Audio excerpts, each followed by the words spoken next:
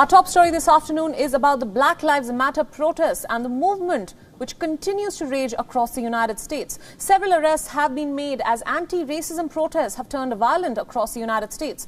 Hundreds of members of a black militia group marched in the U.S. city of Louisville, demanding answers for the death of an African-American woman. 26-year-old Breonna Taylor was killed amid gunfire when police officers burst into her home in Louisville on March 13th this year. The police had entered her home with an arrest warrant.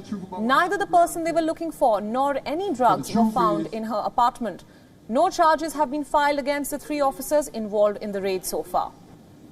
We gonna give them 4. So why y'all can't tell us the truth about what happened to Breonna Taylor?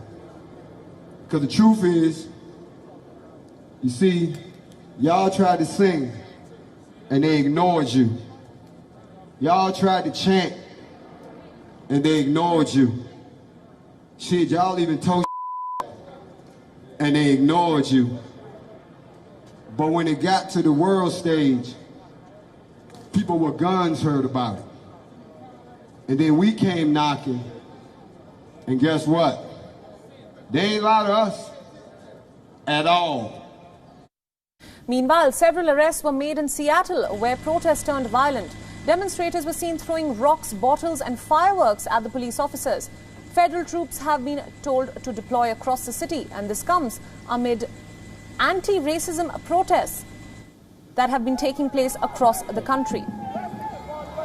In Portland, additional charges included arson and trespassing.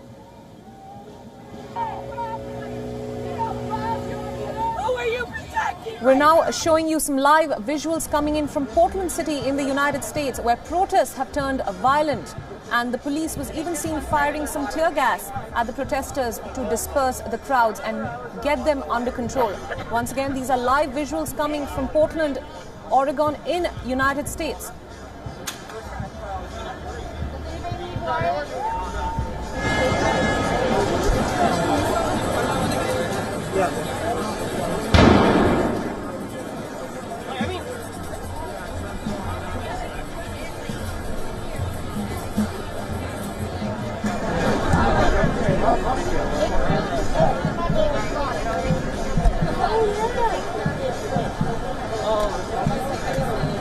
Once again, these are visuals coming in from Portland in the United States, where protests have turned violent.